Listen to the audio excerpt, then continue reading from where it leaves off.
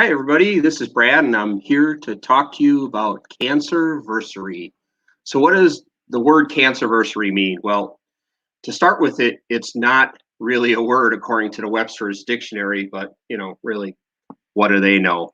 I was able to use my Google machine and find this definition. So, I'll read this definition to you.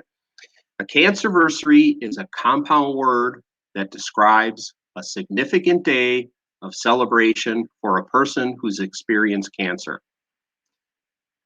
Wow, well, that's pretty sterile definition, isn't it? So let me tell you what I think cancerversary is. But first, let's define a cancer survivor. To me, this one is pretty simple. It's a person who's been diagnosed with cancer. That, that's really it. It doesn't matter. It's pretty simple. It doesn't matter how long it's been, what stage you're in, if you're past treatment, how long it's been. If you had been diagnosed with cancer sometime in the past and you're listening to me, you are a cancer survivor.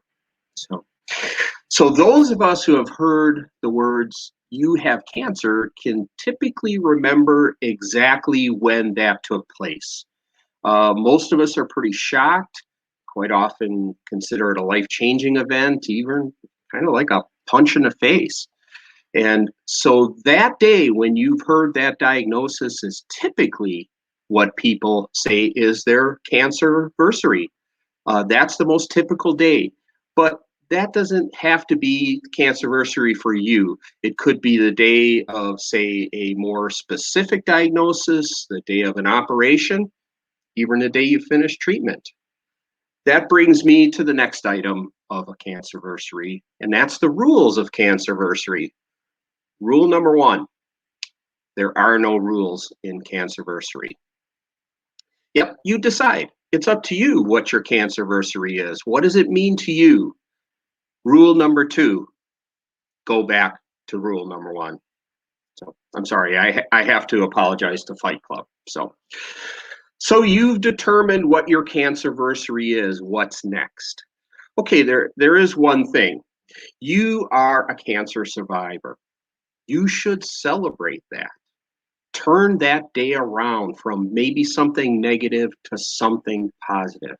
Take that day back and make that day yours. So I put together maybe some ideas of what you can do on your cancerversary. Spend some time with some loved ones. You could indulge yourself, like go to a spa day, a special meal, a concert, something like that. Some people pay it forward, like volunteer to fundraise or a charity or something like that. A theme day, have a party. One of the things that I've done is travel around that day, make it something that's part of a vacation. Heard of people visiting your medical staff. Boy, I'm sure they'd love to see how well you're doing. Share the news on social media. Or you just take some time for yourself, reflect, have quiet time with it. The bottom line is you're in charge. If you are currently in treatment, past treatment, you probably remember those days of being told what to do every day on time, be here for this schedule, be here for this treatment.